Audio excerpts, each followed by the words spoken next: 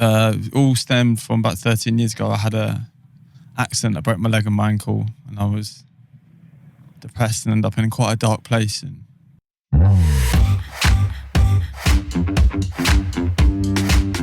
Hello and welcome to the Truth, Lies and Workplace Culture podcast, brought to you by the HubSpot Podcast Network, the audio destination for business professionals.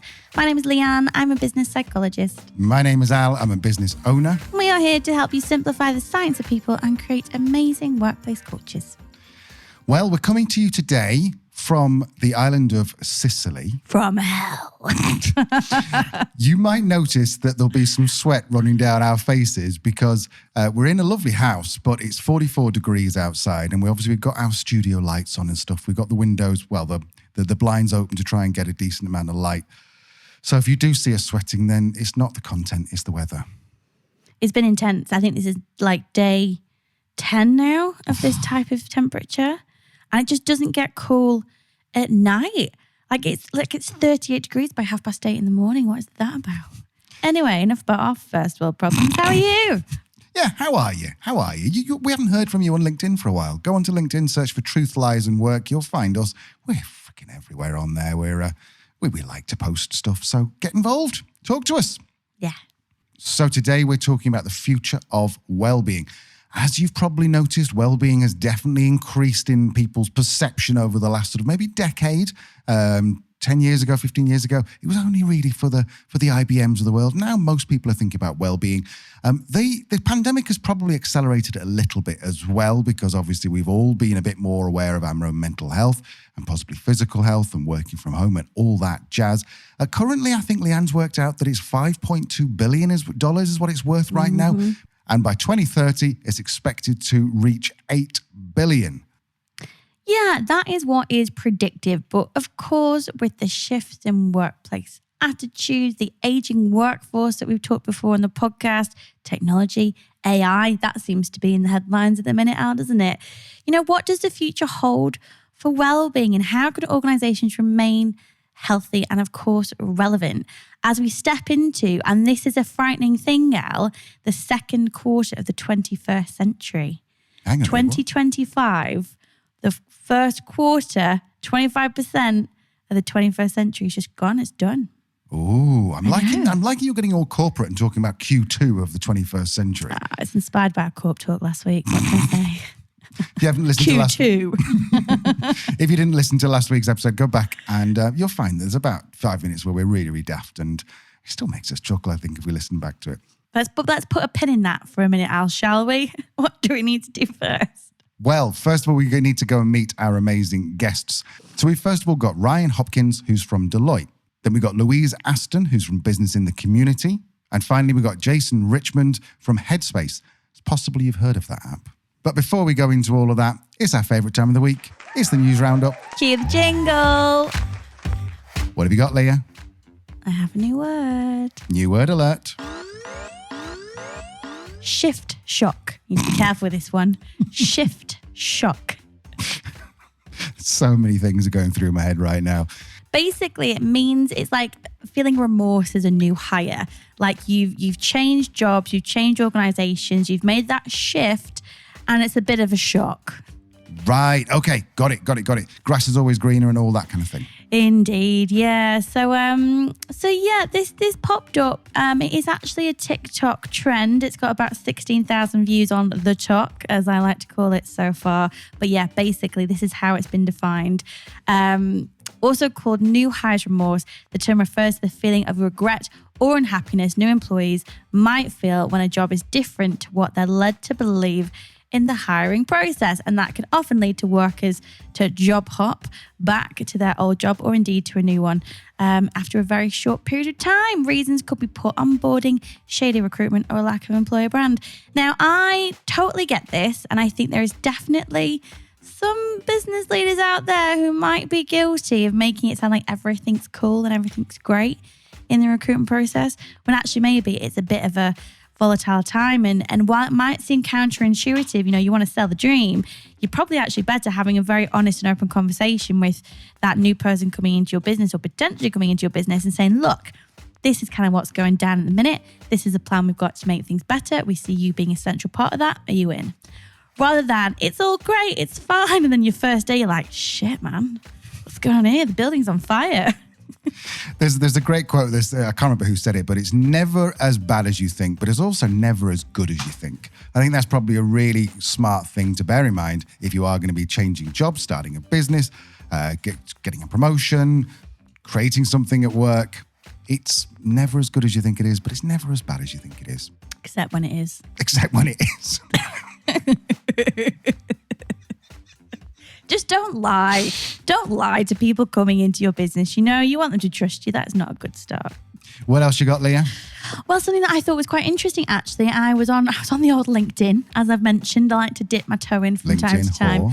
And I came across a post by the founder and CEO of a startup called Springworks, Kartik Mandaville, who said that they had received more than 3,000 applications for just one job posting in a matter of hours, like 24, 48 hours.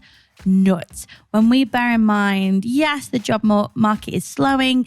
Yes, there have been mass redundancies.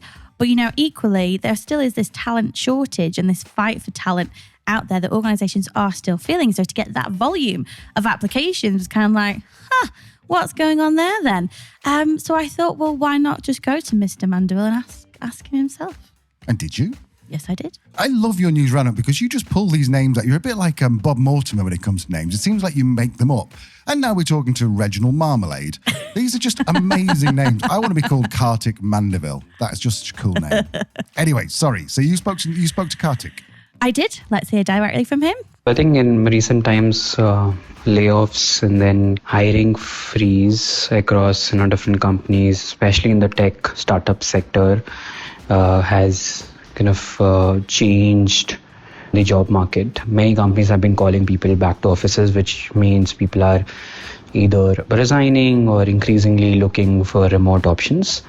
So even though we have not really done paid postings per se, apart from maybe a couple, and even then we have been kind of getting these resumes, and it's not just the 3,000 but actually the entire 13,000 this month, and we have not seen this before. So I think this is partly us plus the overall macro situation in the country and in the world.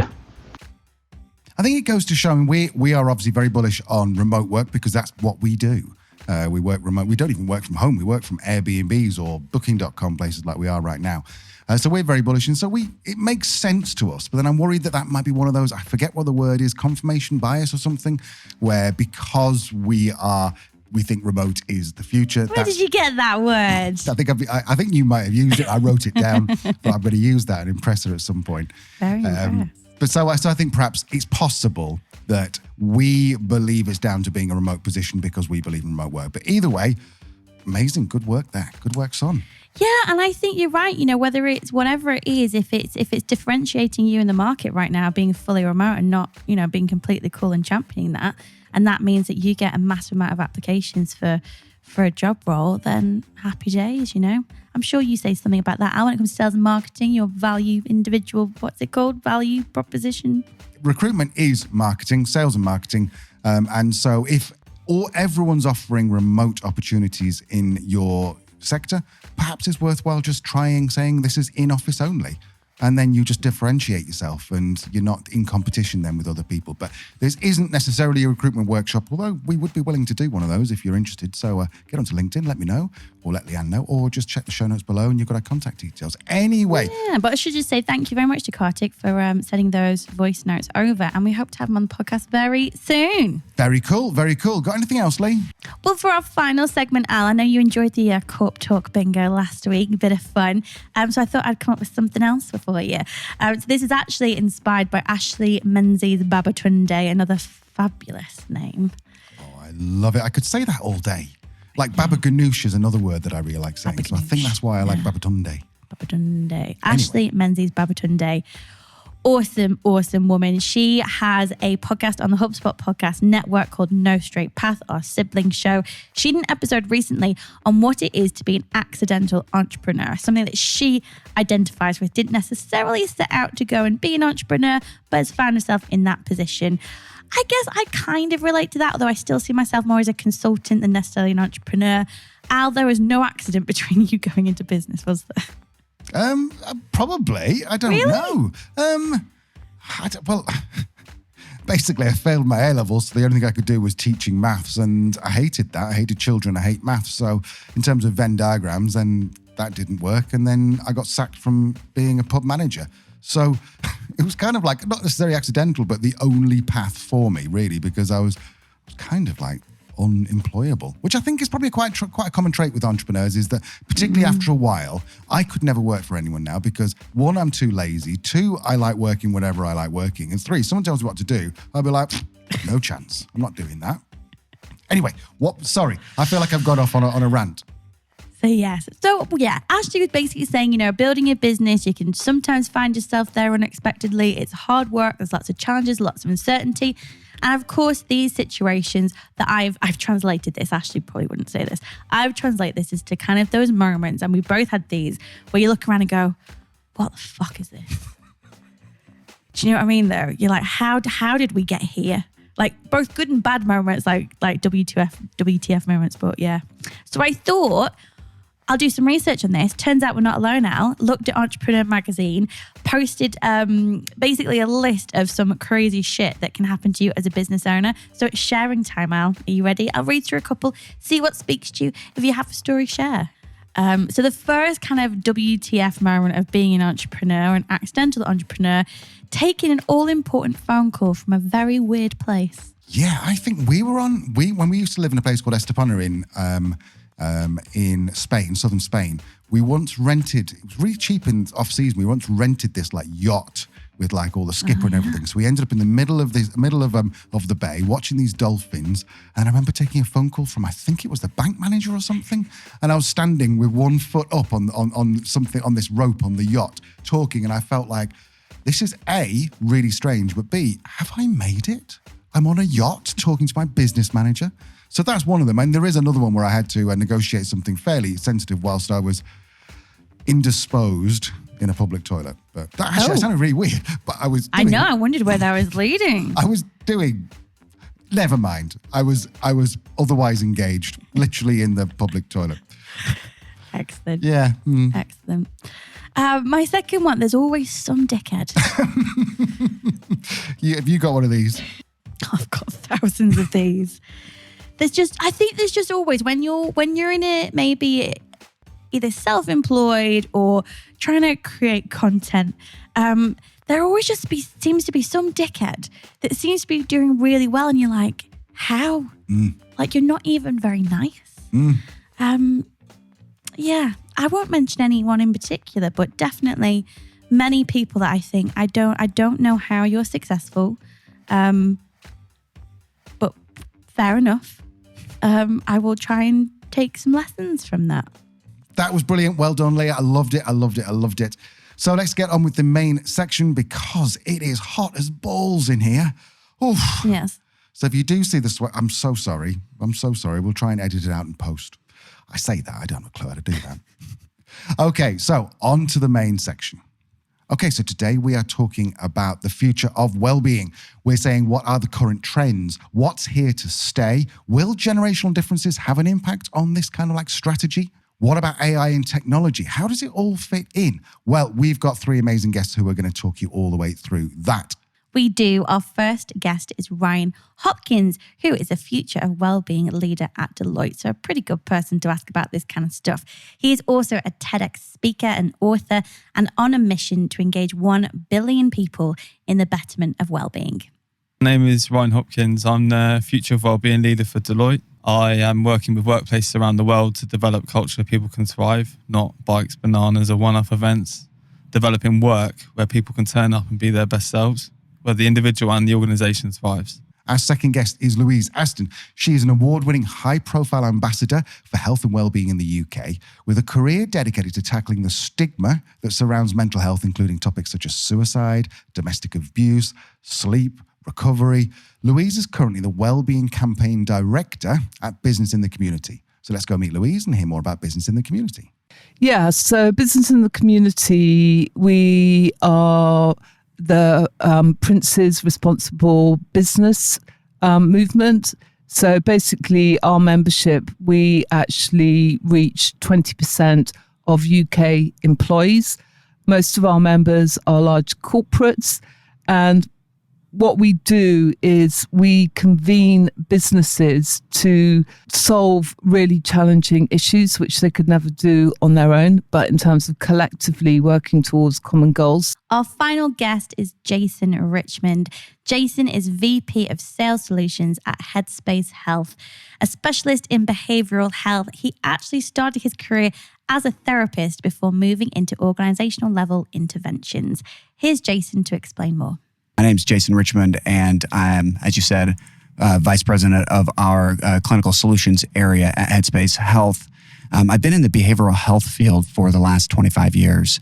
The first part of that journey as a therapist myself. And so I practiced for a dozen years. And then I moved into the medical insurance carrier side of behavioral health. And so I was basically working to help to develop and deliver behavioral health products to the commercial market. We also have a few cameos from other guests, so look out for those.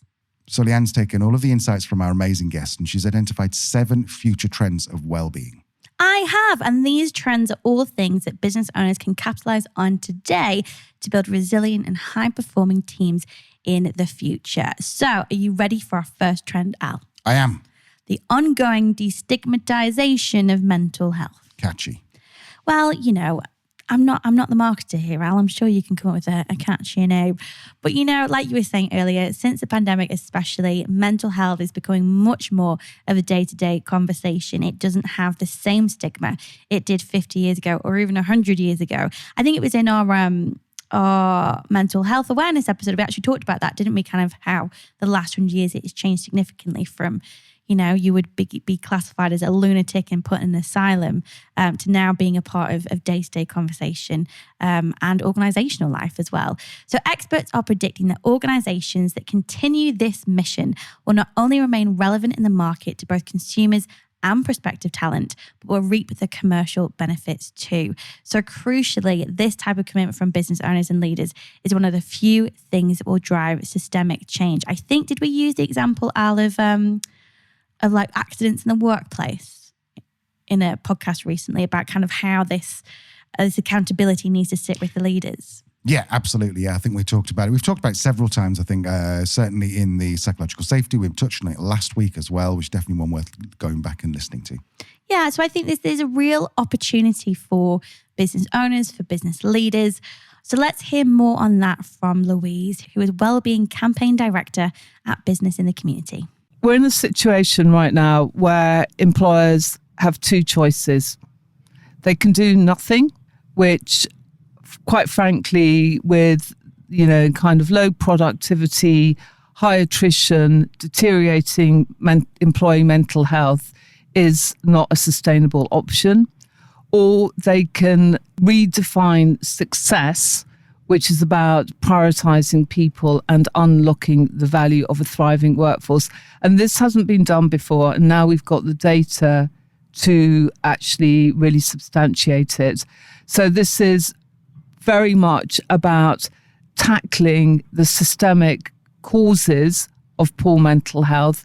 It's not about taking a kind of tactical, reactive approach to individuals. This is about a whole system, whole organizational approach. This type of shift will completely flip mental health on its head, because instead of talking about coming from a place of deficit and then getting people to the point of surviving, if we're flipping that to a more positive psychology approach and saying we're actually going to work really hard to take people from surviving to thriving, the impact not only on individuals but on organizations as well is going to be massive. And this was exactly what the foundation of this landmark report produced by Business in the Community and McKinsey Health was all about: prioritize people, unlocking the value of a thriving workforce. What's also really cool about this report is it's been developed for CFOs in collaboration with CFOs.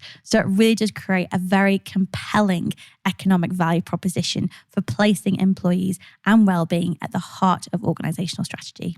I'm really excited about this report. It's a real landmark report.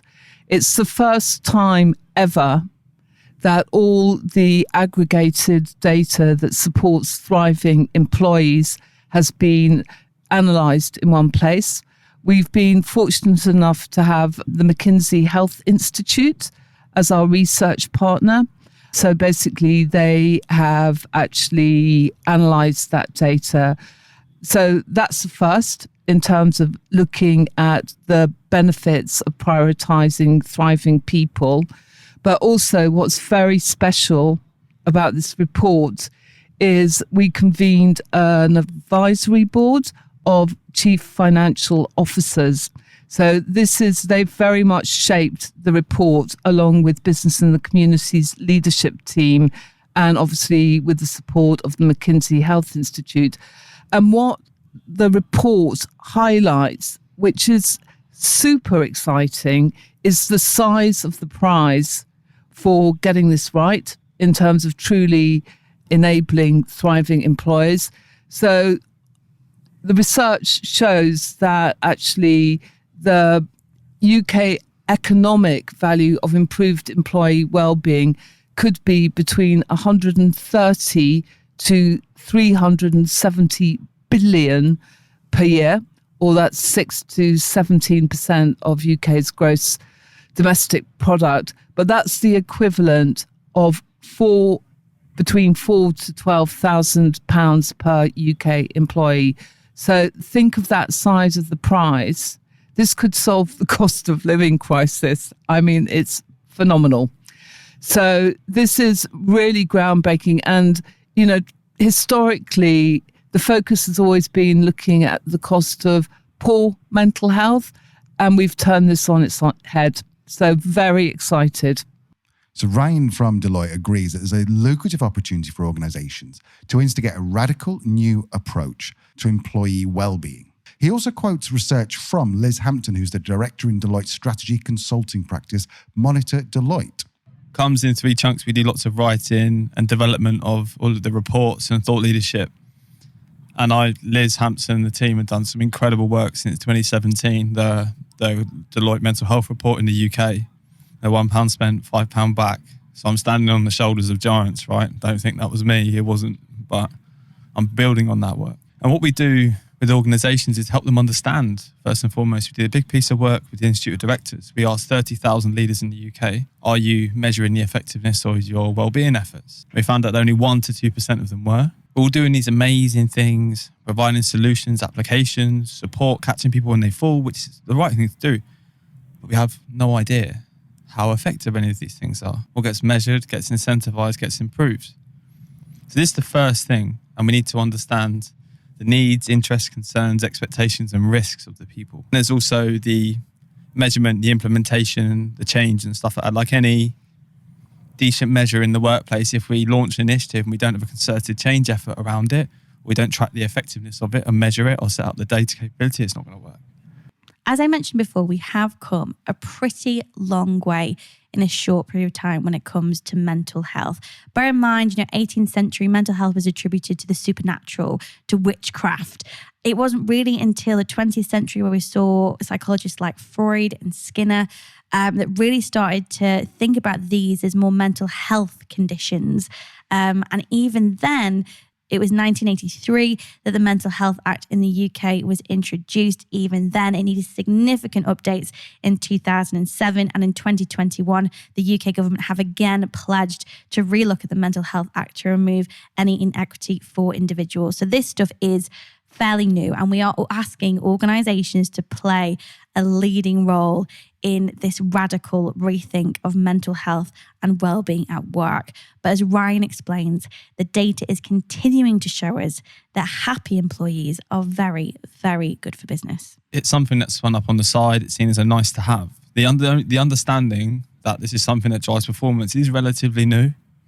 And there is data everywhere, but we're almost suffering from too much of it and we don't know which piece to look at. And the C-suite have 100 priorities, keeping the business afloat, 10% inflation, the war in Ukraine, everything. How do you know what to focus on? And if it's something that's seen as a benefit, a solution, a webinar, it's going to remain that. But it isn't. It's not something that's added. Wellbeing is often about looking at the work, the systems, the processes, the structure, the experience, the policies, the technology, not a benefit. That is a part of it, but it's not in its entirety. From the research that we're doing and that the Oxford University Wellbeing Research Centre are doing as well with BT, and they found that a 1 point increase in happiness resulted in a 12% increase in sales. So we're starting to draw out the real clear links with massive studies, which are undeniable. And I think that data is becoming more and more clear and the understanding is developing. But like anything, it takes time, and the perception is that it's a soft, fluffy thing that's on the side, but it is so far from that. So Jason Richmond, who's the VP of Sales Solution at Headspace Health, he agrees that this shift from negative to positive connotations is the future of well-being. So he said this is a conscious consideration of the Headspace Health brand. You know, Headspace is obviously has a direct-to-consumer portion of that, and people have a choice in the app stores of multiple different tools. What I would say is that Headspace has really been around the longest. What I think that we do really well is the quality of the meditation and mindfulness that we deliver. I think it's of the highest quality. I also think that the brand and the feel is very appealing to people. It's upbeat. It's got a very sort of positive feel to it. And so I think when people are looking around for meditation and mindfulness, it's not because they want to feel less happy. I think that the pandemic, which again, I hate using that P word, but it's had such a big impact on everything. The pandemic has really brought to the forefront mental health. And it means that particularly on the younger generations, the Zs, and probably they're called alphas, the ones behind that, they seem relatively happy to talk about their own mental health. And so for the first time, probably since World War II, us older generations and everyone, employers, leaders, everyone can kind of get an idea of what mental health is and why it is such an important aspect and something to understand. I think this ability to be vulnerable and to talk about your own mental health on video, on TikTok, on whatever, is probably going to be one of the key things that's going to destigmatize this whole problem of mental health. 20 years ago, if you said, I'm feeling depressed, everyone would be like, oh my God, I'm not talking to Arthur anymore. He might go and kill himself. Now people are happy to say, or seem happier to disclose that they are struggling a little bit. So our guests have shared their own experience with mental health. So we're going to hear from Louise first, then Jason, and then Ryan. So my background's actually creative. So I trained as a textile designer for fashion and started my career as a fashion buyer at Marks & Spencer. I transitioned into campaigning by taking health into fashion for a national skin cancer prevention campaign. And then I really got the campaigning bug. And, you know, in terms of purpose, my values. And then basically my brother was sadly diagnosed with schizophrenia. And that's when I entered the mental health space very early on in terms of tackling the stigma. And from there, you know, I was creative director at the government's marketing and communications agency. 5 a Day was mine. Talk to Frank. Don't Give Up, Giving Up, tobacco education. So really that background in terms of my passion, my beliefs, my values, making a difference has led me to what I do now. Once I started studying it, I found the human mind fascinating. I found human behavior very interesting. Why do people do the things they do? All interest me. And so I pursued psychology. I had a terrific professor in my undergrad that taught an experiential psychology course. And I took that, and it was a course that it was very small. There were only like a dozen people in the class, and it allowed us to really sort of practice a bit of vulnerability in almost like a group counseling session for an entire semester. And then we did a trip, an experiential trip where we went whitewater rafting and rappelling to like challenge your own personal fears as part of that experience. That hooked me at that point. Seeing the ability to sort of connect with people, I wanted to do more. And that led me to a graduate degree and then a practice, so that the ability to be able to connect with someone, I can't solve their problems. I'm not responsible for their problems, But to be able to connect with someone when they truly need that was very meaningful to me. I felt like that was a worthwhile pursuit. All stemmed from about 13 years ago. I had a accident. I broke my leg and my ankle, and I was depressed and ended up in quite a dark place. And coming back from there, I've had bulimia for years, anxiety on and off, medicated for the best part of 10 years. And as I pieced myself back together again and again, I was learning what worked and what didn't, and moved into the wellbeing space about 6 years ago. So our second future trend is employee engagement and connection. Employee engagement, Leanne's favourite word. Employee engagement, without a doubt, is the focus of the future in terms of well-being. Employee engagement and connection is all about fostering this sense of belonging, community, and social connection within organisations, as Louise explains. So this goes beyond well-being. Okay, so in terms of being thriving, that is when people can absolutely be at their best. So it's about optimizing well-being, engagement. It's about sharing purpose and value with your organization, because all of this is about organizations putting thriving people at the heart of their organizational purpose and business strategy. And obviously, you've also got to align that with culture to make it real. Louise also goes on to explain that this isn't something for large corporations, the IBMs and Microsoft of the world. This is for smaller businesses too, and is going to really help them thrive. Yeah, well, we were very mindful about the report and our actions being relevant to SMEs. And actually, as part of the process of developing Prioritise People report, we actually involved a handful of SMEs to ensure that basically it was accessible and relevant.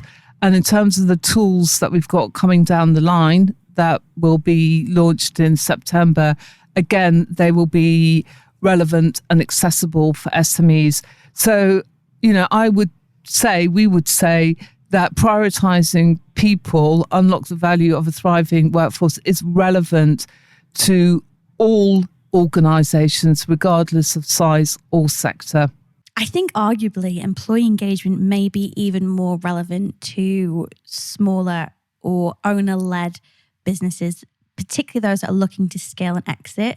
We've mentioned before about ESGs, environmental, social governance is a framework used to assess organizational business practices and something that is growing in popularity and importance.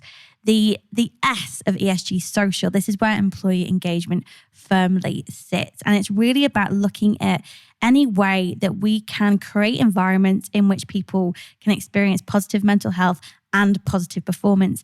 And when it comes to investors, we are increasingly seeing now that this type of data in terms of employee engagement and well-being is being requested as part of the due diligence. And again, that sits under that S of ESGs. So something that is really, really important for any business owner that is looking to scale and potentially exit their company. The other thing to bear in mind, as we learned from Andrew Berry a few episodes ago from Mind, it is actually a legal obligation that you carry out a stress assessment within your workforce every year, which I don't think many small organisations know about, let alone do. And there is also some very significant talk of the government making ESGs as a data reporting point mandatory for all businesses in the UK. So if employee engagement is not currently on your radar, it's time to start thinking about it. Here's Louise to tell us more. I suppose another reason why this agenda cannot be ignored is there's growing anticipation that investors are going to be demanding that businesses report on the social of ESG as they do on the environmental and governance dimensions. So businesses, whether they like it or not, are going to have this imposed on them at some point down the line. So this is a great opportunity to anticipate and respond to this trend in investor pressure by proactively investing in employee health and well-being, and treat the kind of concept of a thriving workforce as a critical capital asset on balance sheets, and in turn is to publicly disclose. Louise went on to explain that organisations that focus and report on ESG efforts are more likely to have a competitive employer brand. So the vision is that more businesses will start to publicly report on thriving people. So this again is linked to putting the S, the social, into ESG. That is about accountability, transparency. Obviously, there will be business benefits in terms of attracting and retaining talent. Basically, in terms of making thriving people, making well-being non-negotiable and business as usual, is we know that job seekers and employees are becoming more discerning about the employers they want to work for. So basically, I'd like to see happier, healthier and more engaged workforces and a happier UK. ESG is also important in terms of consumer brands. The research shows us that Gen Z shoppers demand sustainable retail. The majority of Gen Z shoppers prefer to buy sustainable brands, and most are willing to spend 10% more on sustainable products. A Pew Research Center survey finds that millennials and Gen Z stand out for their high levels of engagement within the issue of climate change. And 1/3 of millennials often or exclusively use investment products that take ESG factors into account. So this is also the same for 19% of Gen Zers. Now, Gen Zers, a lot of Gen Zers who responded to this survey, they've said that they experience stress or sadness or anger or frustration due to climate change and its related disasters. We're sitting in Sicily at 44 degrees. There's wildfires in the north of Italy. There's hailstone. The size of golf balls. Have you seen that on YouTube? I haven't. No, I haven't. I'm going to have a look. But the whole point is that this isn't something that we can just ignore anymore. And Gen Zers, because they're the future of the world, they are so passionate about this. More than 50% of the respondees expressed this fear and anxiety about the future. And Gen Z demonstrate a greater concern than other generations. So this is probably why Gen Z are prioritizing their mental health and demanding that employers do the same. I asked Jason about this. Yeah, a great question. So I would say a little bit. Yes, I think that it is a generational thing. It's definitely true that the generation that's coming up now is much more open to talk about the mental health struggles that they may have, and actually to feel almost a sense of entitlement from their employer to say, yes, you should care about my mental health, and yes, you should offer services that help me to address good mental health. I think that's a healthy progression. Yeah, employee engagement and specifically ESG sitting behind that strategy is really going to be an impactful thing you can do as a business owner, not only to improve the well-being of your team, but to really increase your competitiveness in the market. So our third future trend is metrics and measurement. I don't think this is a shock, maybe, Al. Nope, you like metrics, measurements and data. That's what you live for. I do, and our experts like it too. Why? Because, well, fluffy is often a word that is used to describe HR, people and culture, well-being professionals. As a psychologist, I can admit there may well be and are some products and services out there that may fall into that fluffy category, or perhaps as wellness washing. And the reason for that is there is no evidence, there's no data behind those interventions to measure their impact. The focus moving forward has to be on measuring the impact of various wellbeing interventions through data and through metrics. Louise and colleagues at Business in the Community and McKinsey Health recognise this, and in building this flagship people report, made sure to include the most metric-driven of all C-suite, the CFO. The primary audience for the report are CFOs. As I said, they've shaped the report. And why CFOs? Well, obviously they hold the purse strings, but also CFOs are really interested in creating value, and obviously to do with ESG and putting the S, the social, into ESG. That is all about creating value, and people are the most critical asset, but also human capital is a really important part of enterprise value. Jason agrees that there is an increasing understanding that good mental health affects the bottom line. It is way more impactful from a financial standpoint than I think anybody ever knew. Now, there's a growing recognition within employers that good mental health affects the bottom line. But for years and years, mental health was considered just sort of a check the box kind of benefit that, yes, we need to do something for them, but let's offer something and then not think about it again. And I would say over the last decade or so, there's been this growing recognition that people are more productive when they are in a good, pardon the pun, headspace.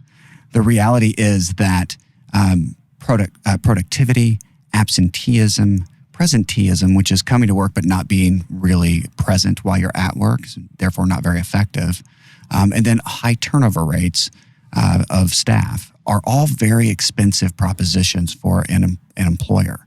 And that none of that takes into account the cost of comorbidity. And so we all know that. Yeah, so comorbidity, if you think about the fact that employers know that the most expensive sort of physical conditions that someone may have, like cardiovascular disease, diabetes, musculoskeletal issues, those are all very expensive things for a workforce and for an employer. We know that there's a mental health component to all of those. Any new diagnosis that someone gets medically creates an emotional experience. People have an emotional experience related to their physical self.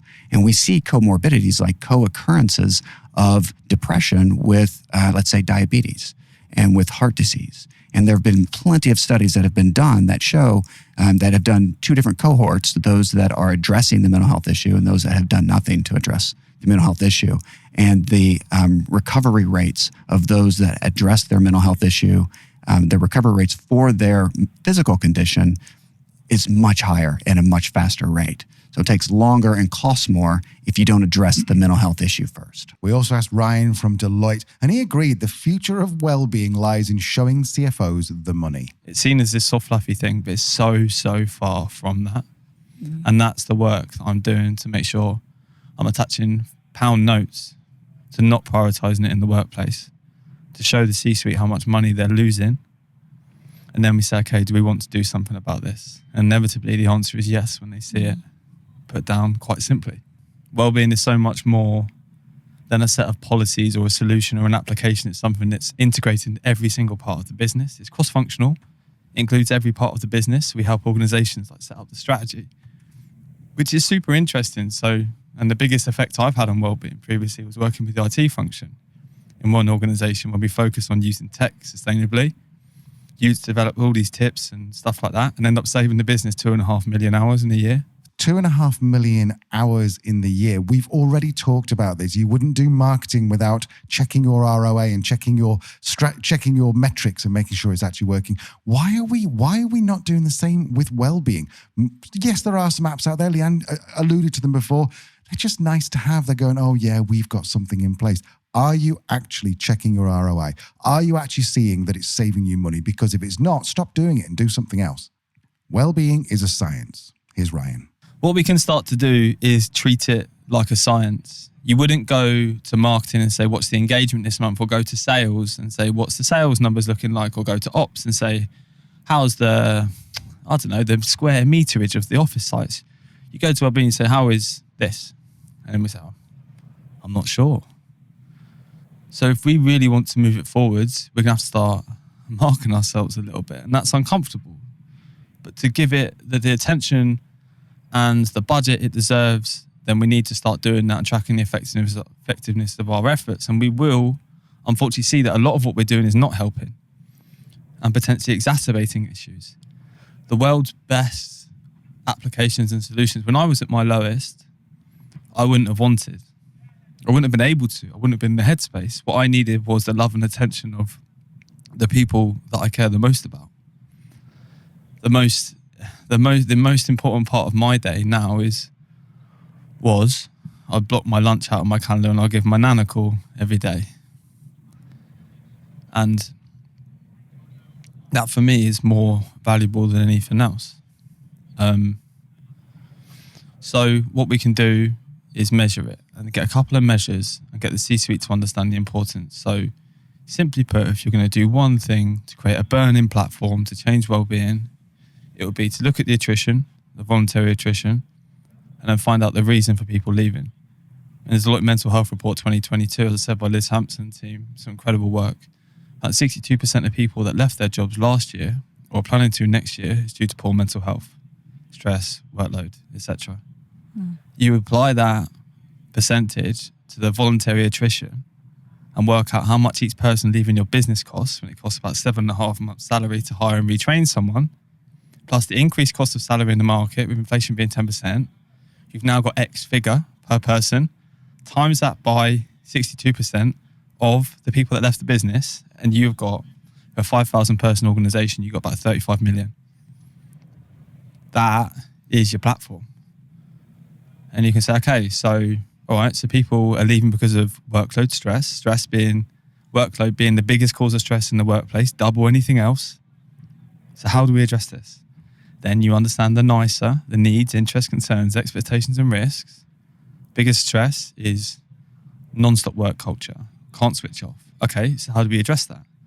One or two things: attach a measurement, a clear KPI to each, treat it like the science that it is, give it the respect it deserves, and do this. And we say, okay, so we're going to aim for a 0.2% reduction in voluntary attrition over a year.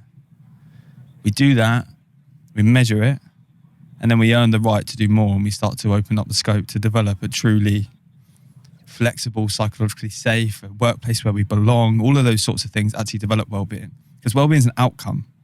It's not the focus. The more you talk about it, the less likely you are to affect it. It's about configuring the work and everything else around the people, because what you need is different to what I need. And when we do this properly and we encourage everyone to come in and be their self and share their things, and we get the leaders to exemplify this amazing behavior and we measure it all. Okay, so number 4 is personalization and customization. Oh my God, as a marketer coming to this area, it's kind of strange how similar some of these fundamentals are. With an increasingly diverse workforce who want different things like hybrid working, work from home, remote, all that kind of thing, we have to make sure that we personalize the work experience in order to stay competitive. This isn't, oh, well, look, Dorothy wants to work from home once a week, so maybe we should let her. No, because if you don't, then Dorothy may go off and find herself a position at a company that does do that kind of thing. So well-being is no different. And Jason from Headspace explains that on-demand services will play a huge role in personalizing and customizing support. You ask, yeah. So as you're aware, Andy started the company in, I think it was 2010 here in the UK. And it was the first digital mindfulness meditation app that was available to the masses. And it's really grown since then. And what happened is about a year and a half ago, Headspace merged with a US-based company that was called Ginger. And Ginger was an on-demand virtual mental health care delivery system. And the idea of this was the fact that Headspace, as you know, was really a leader in mindfulness and meditation, self-directed tools for people to build resiliency and really create a emotionally healthy lifestyle. And what it lacked was, when it encountered people who needed more care or a higher level of care, there was really nothing for them in that instance. And so the merger between these two organizations allows Headspace to expand its reach from just being a self-directed tool to actually now providing services like behavioral health counseling, which is available on demand, or coaching, which is available on demand, and then counseling for those who need clinical levels of service. We also have the ability to fully deliver EAP services. And so for groups that are unhappy with their current EAP and perhaps we're looking to replace that, we have the ability to provide work-life services and management consultations, critical incident responses, those sorts of things. So, Headspace, which is a hugely well-known brand, known for mindfulness meditation done digitally through an app, now is one of the most comprehensive mental health solutions on the market, because it's from mindfulness meditation all the way through complex mental health conditions that they're able to offer services. And the idea is that mental health is a journey, right? It's never linear. It's never, it's always a one size doesn't fit all kind of proposition. everybody's experience is unique. And so we wanted to be able to develop a solution that was going to really take people wherever that journey goes, and that always to have something for everybody. And the ability to deliver that to a workforce really was just the next logical step for our company. So Jason went on to say that he believes that private sector organizations like Headspace Health, where he's the VP of sales, will play a key role in the future of mental health care, often filling the demand and helping services to be more accessible to the majority. Our mental health care system, both in the UK and the US, is inadequate at best. And I say that with all deference because I've been a part of it for 25 years. It just simply needs to evolve. And that is what is going on in real time. It's evolving. It's becoming better.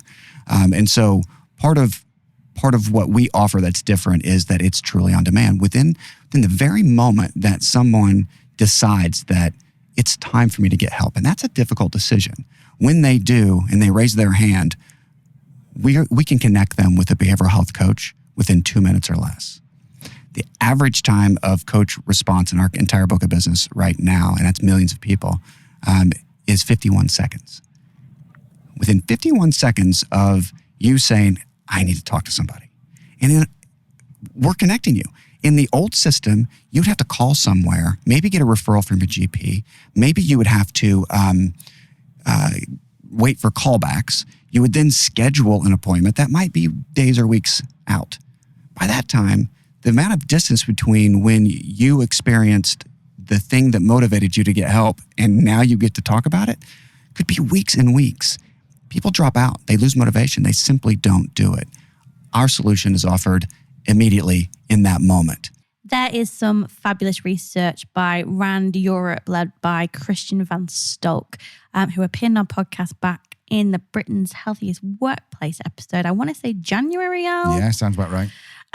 But yeah, Christian and his team at Rand Europe have really dived into customization and personalization in the world of wellbeing and wellbeing support. So when we spoke with Christian, he shared some of his research findings. Let's hear very quickly about that. Yeah, so the idea was really is that there is sort of there are a number of preconceptions about what the world of hybrid working will look like. So on the one extreme, you will have people. Well, everybody has to come back into the office because that tends to be better for business outcomes. You'll have more social interactions there. On the other hand, there's a school of thought that says, well, look, remote working has sort of worked during the pandemic.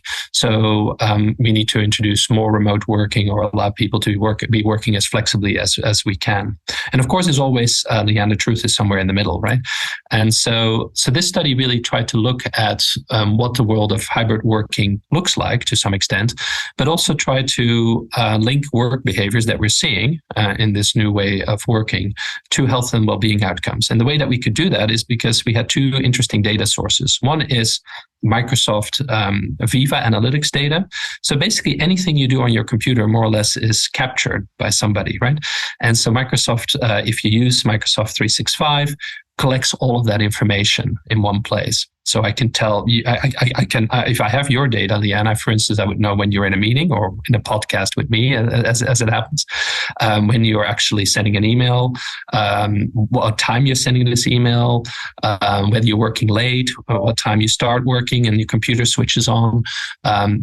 All of these things are captured. So this sounds a little bit scary, but don't worry about that too much. And of course, on the other side, what we had very detailed health records of Vitality's employees, because of course, Vitality collects a huge amount of information and we could merge these data sets to some extent. So that shows the idea was really to look at certain types of work behaviors and then look at what the health and well-being impacts of that work behavior would be. So for instance, you could say sending emails late in the evening is bad for health and well-being. Or you get up really early and you start working, that is bad for your health and well-being, or being an excessive number of meetings during the day might be bad for your health and well-being. These were the hypotheses that we were testing. As it happens, in this research, what we showed is that there are really different categories of workers, first of all. That's important to think about. So, even within an organization, there are a variety of different subcultures. And these workers typically like to work in slightly different some ways. And that's interesting.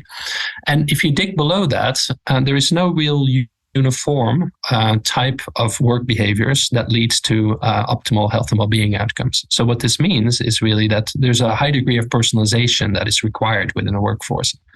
So having a blanket ban on emails after 7 or 8 in the evening might seem like a good idea to achieve executive, but ultimately you probably are sort of impacting negatively a certain group of workers within your organization.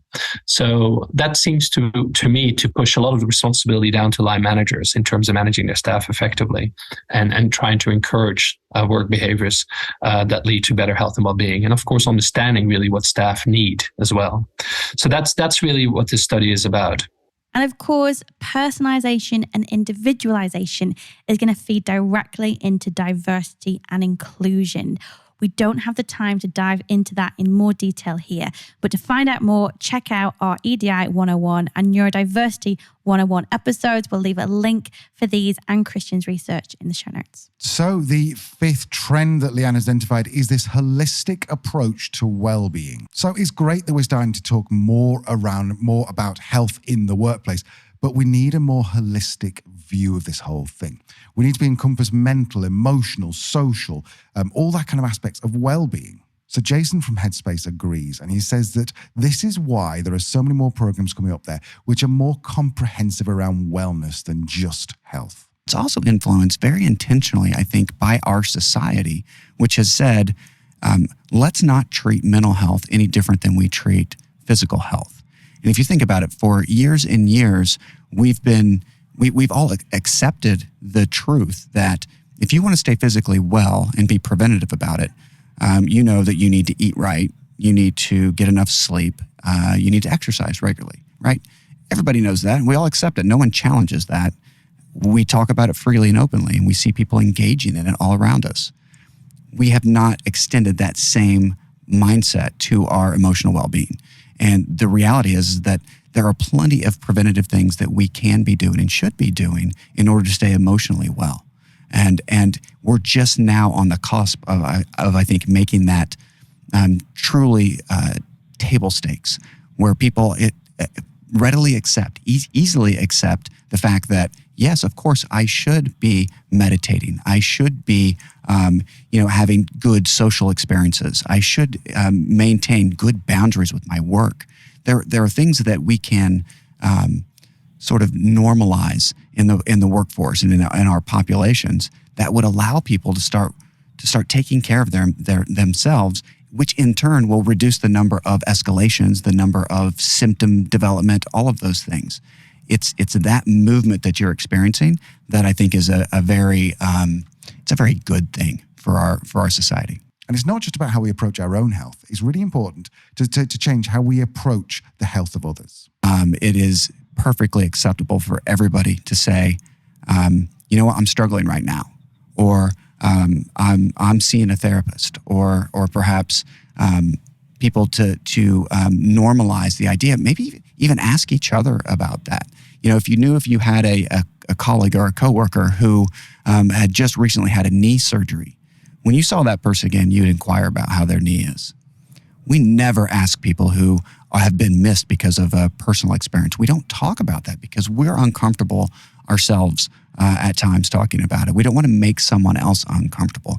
What if this change that you and I are describing, what if that turned into a situation where it's perfectly acceptable for me to ask you about your mental health? You and I just met. If I open the conversation with how you're doing emotionally, you would think that's a little odd.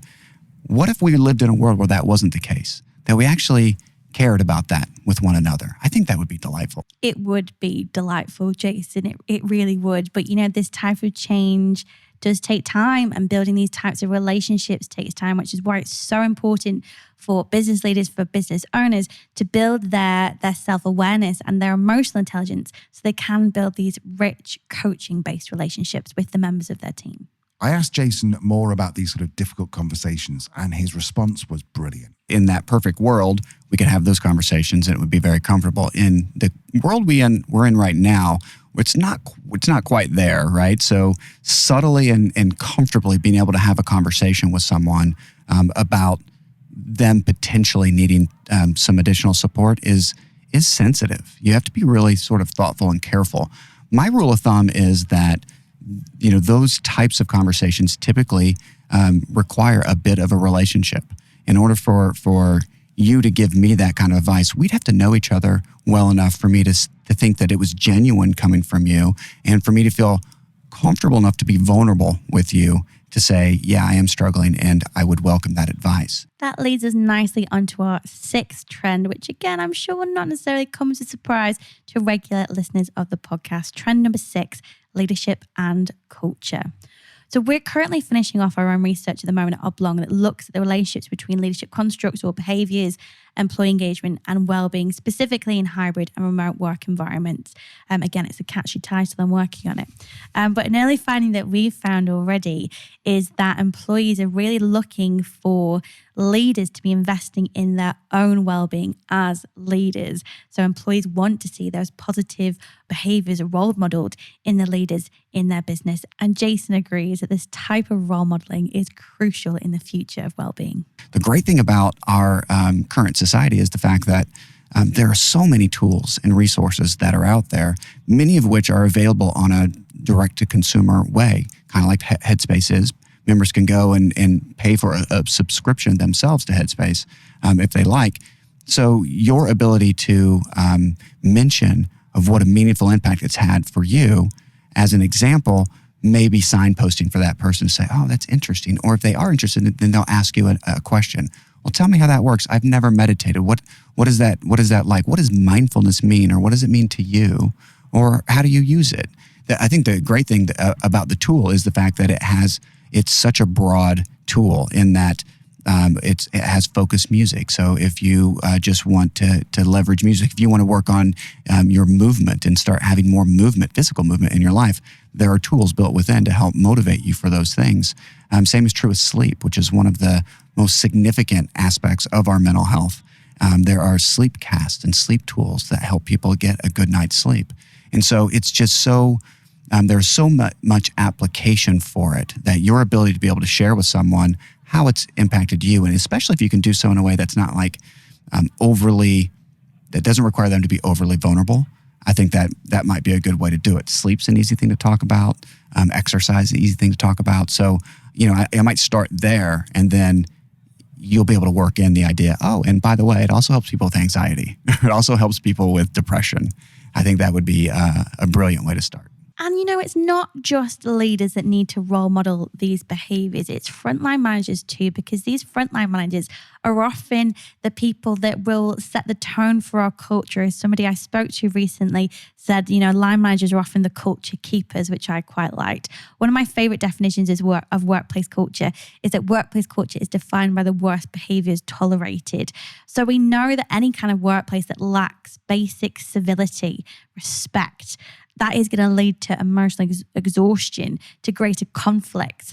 And of course, withdrawal, which those 3 things actually together are the key pillars of burnout. So we really need to train our managers not only to support people in their own well-being, but also from a commercial and legal point of view, risk any grievances appearing as well in the workplace. So managers don't just need to role model these behaviors, they need to police them too. Here's Jason for more on training managers. Yes, that is the challenge for anybody who's managing people. And it's so funny because the reality is that the frontline manager is often the first person who recognizes when someone's in trouble. They're the person who's overseeing the work that someone does. If someone needs time off, they have to come to this person. If there's conflict between that person and a coworker, the manager, frontline manager, is going to be the first to hear about that, right? So the manager has a front row seat to impairment, so to speak. And we train supervisors and managers on how to have a constructive conversation with people. The ability to be able to sit down with someone and, in a very non-judgmental way, talk about the behaviors that you've seen, talk about what you've witnessed, and then open the door for a conversation. You would be amazed at the amount of information and how easily people share if they feel like you're asking because you really care. If you're noticing, hey, you know what, I'm worried about you. Here's what I've been seeing. how are things? You would be amazed at how many people are responsive to that. How many people are like, oh my gosh, thank you for asking. Or you'll get enough information for you to take that next step. I don't think that, I think you said, where's the line? The line to me is that a manager should care. A manager should intervene and express that care, point them to the many benefits that an employer is offering, kind of like Headspace Health or an EAP or any other benefit that might be appropriate at that moment. I don't want to go on about this, but we were Samaritans, which basically meant they were professional. Well, not professional, but we were volunteer listeners in a listening service in the UK. And one of the greatest things about that was explaining how you can sort of distance yourself from some of the potentially horrific stuff you hear on the phone from callers and your everyday life. And I won't go into the ins and outs, but if you are interested in that, then look up Samaritans because it is really, really interesting. So I asked Jason from Headspace a bit more about how non-trained people can establish these kind of boundaries. The line really is not getting involved in whatever the issue is and not taking ownership of whatever the issue is. Because therapists are taught as part of our training to have really good boundaries and to not own somebody else's issues.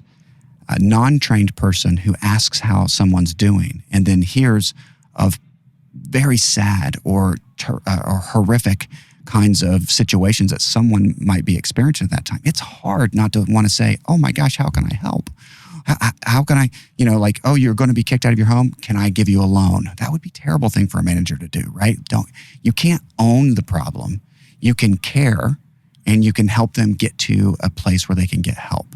But I think a good, healthy boundary between a manager and someone they're managing is probably pretty healthy. So our culture audit, the RX7, is based on a lot of well-being research and literature. And one of the foundation that comes up every single time we do an audit with a business is resources. And that includes providing manageable workloads, which I know is really tough, especially in today's climate, especially with the ongoing fight for talent. After speaking to Ryan, it really does seem to be a universal challenge. So the biggest cause of stress in the workplace is workload, not a lack of anything. And the traditional approach to fixing people in the workplace is to give them more to do.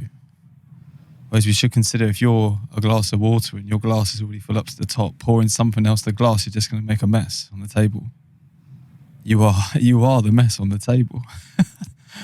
What we can do is actually look at the glass and consider what's in there. If this piece is too large, how do we configure the work properly? How do we consider the digital boundaries? How can we give people space, time, flexibility, autonomy? So if you're going to do anything today, it's something so simple, but if you auto schedule your meetings to finish 5-10 minutes early and you've got 6 meetings per day, say, do you know how much time you save per year? Nearly 6 work weeks per year, per person. So when we configure the tech and the environment around us, this gives us space. Because you already know that an apple is better than a packet of crisps. That getting off your butt is better than sitting on it all day. That calling a loved one is better than being isolated and head down all day. We just need the space to do it. And that would be the biggest gift that you can give someone today. And then you can use these amazing solutions, applications, webinars, all these incredible people here that are changing the game, right? But the precursor to all of that is a bit of space. We do that and then we give people, here you go, Steve. Here's some time. You're allowed to take that time, prioritize that time, build your day around it. We trust you to focus on outcomes. Managing by outcomes seems to me like the obvious solution to any managers or leaders that have beef around remote working, around technology. I think, yeah, fair enough. People could have more than one job if you don't have eyes on them. People might go on these hush trips. Do you remember that word the week from a while back, Al? I do. They could go abroad and work remotely and you have no idea. They could be using ChatGPT for a proportion of their work and you have no idea. But if we're managing by outcomes from a commercial perspective, we know what we need to achieve to stay on track. So how those outcomes are achieved doesn't really matter, in the big picture of things. My concern more comes from if there are people out there that are working more than one job remotely, the impact that's going to have on them. And that could be another job. It could be a significant side hustle.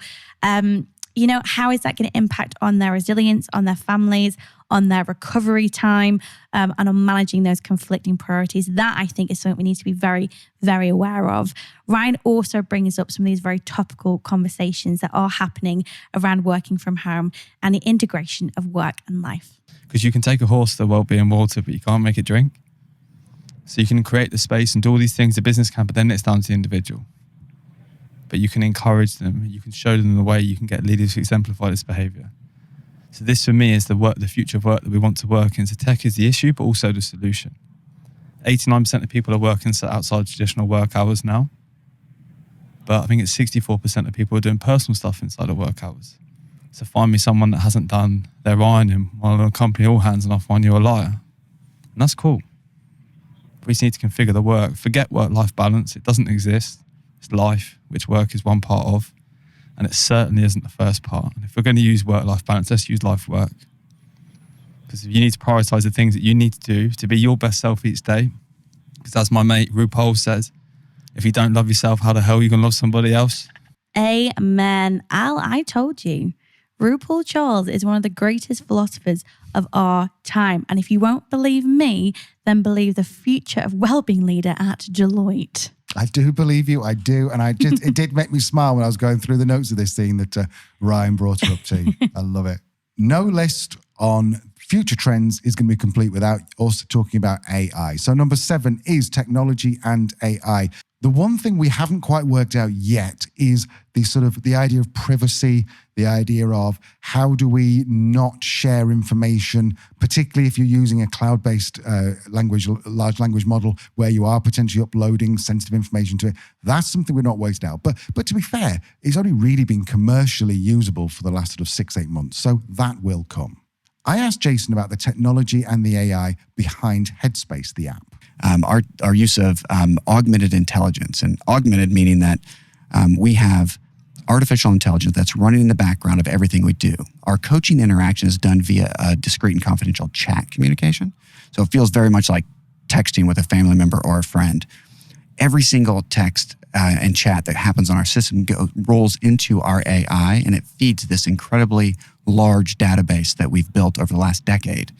What that does, we built algorithms and predictive models that information bounces up against. That information produces meaningful insight to our care team in real time while they're working with members. The care team then gets that information and decides the appropriate time, how to contextualize that, how to make that a natural part of the conversation. So we don't want the AI actually doing any of the care. I want our care team doing that, but we want to power them with absolutely everything that we can in that process. And that's really what distinguishes us. So it's the immediacy, it's the broad nature of what we do, and it's the technology. So technology and AI is something we have been chatting to our guests about for a very long time. So I had a dive back into the Truth and Lies archive and found some clips, some that you've heard, some that you haven't, from previous guests. First, we have Dr. Ryan Sherman from Hogan Assessment Systems. Right. Most countries have anti-discrimination hiring laws where you can't hire because that's the real concern, right? The concern is that these AI will cause adverse impact in hiring. And there is some legitimate concern there. So there's... And the topic of AI is so expansive that there's so many different tools that go in and that are part of this. But some of the tools that I've looked at, automatic resume readers, years ago, it's been several years now, Amazon had a tool that was recruiting engineers, and they had to get rid of it because the tool, the AI tool that they built, was just picking men. It was just like, oh, we know what makes a good engineer, a man, and then it was just finding men and only trying to recruit men for these jobs. And that's a problem of that's actually not a problem of the algorithm. Like people blame the algorithm. Oh, the algorithms, or the algorithms are the real problem. There's this one really well-known woman who's written several books about sort of like the war against algorithms and all. And it's the algorithms aren't the problem, right? The algorithms are just trying to reflect what you tell it to reflect, right? So if you say, this is what I want in this job, then it will go find that so incredibly well that it will uncover biases that perhaps you didn't even know that you had. And so that's what these algorithms are really doing. And in the case of the Amazon case, there's other cases too where there's phone interviews or video interviews, right? And just some great reporting by some investigative journalists who actually trained actors to do do these automated interviews over and over again, the same way, right? To do the exact same interview over and over again. But they would change little things, right? They would change something in the background, like whether there would be a picture or whether it would be dark or whether it would be well lit or whether they were wearing a burqa or whether they're wearing a scarf or whether they're wearing glasses. They would change all these little features and they would get very different personality scores based on those little feature changes, which tells you that there's really something problematic about using AI in that way. You shouldn't get a different personality score if you're wearing glasses or not. We actually have a ton of data on this. There's no difference in whether you wear glasses or not in your personality. So that's one of the concerns, is that people are using these tools in ways that are really biased, really inaccurate. So those are our 7 future well-being trends, and I think could be summarized by: well-being is here to stay so long as we start to prove its impact and ROI. What do you think, Al? Yeah, I mean, ROI is everything in business, isn't it? You're not going to do anything without ROI. So let's once and for all put this to bed and go, well-being has an ROI. You just need to find it. Okay, rant over. So to recap those 7 future trends for you, trend number 1, the ongoing destigmatization of mental health. Trend number 2, employee engagement and connection is key. Trend number 3, metrics and measurement. Trend number 4, the workplace needs to be personalized and customized to individuals. Trend number 5, we need to take a more holistic approach to well-being. Trend number 6, it's all about leadership and culture. And trend number 7, technology and AI will continue to change the world, including the world of well-being. Well, there you have it. It's at this stage of the podcast. Normally say that's a lot, but that's a lot.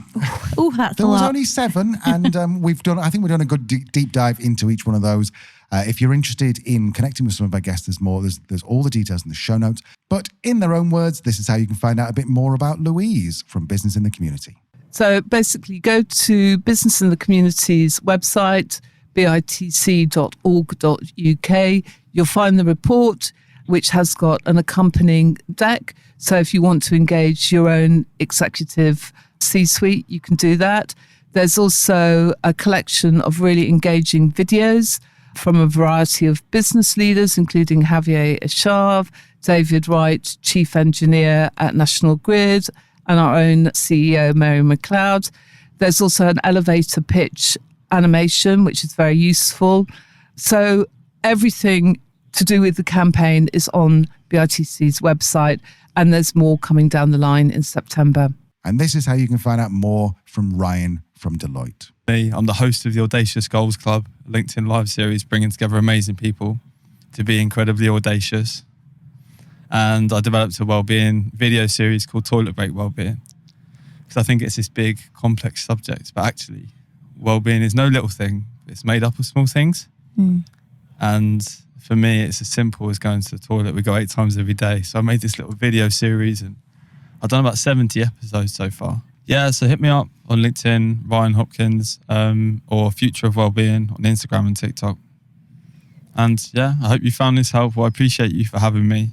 And we will, of course, leave the links to both Jason and Headspace Health in the show notes so you can find out more.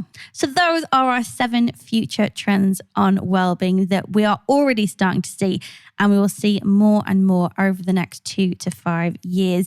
I personally am excited. I'm excited that there is a conversation around wellbeing that is more dominant and public in the world of work. I'm also very excited that this theme of evidence and data is really starting to gain traction, and so many more voices in the wellbeing space are making this point. So hurrah to them. So thank you to Louise, Ryan, and Jason. It has been wonderful to have you on the show and share your incredible insights. Next week, we are bringing you a slightly slower summer vibe. It'll be our first episode in August. We hope you're taking time out to relax, to recharge. If you've been listening to us at all, hopefully you are. So we thought next week we will bring you some lighter entertainment and maybe some sources of, what would be the right word, Al? Self-care, reflection. And all in poetry. We'll be writing the entire thing and doing our own home-written poetry poems. We might even have a pina colada in hand. Well, look forward to it. See you next week. Bye. Bye-bye.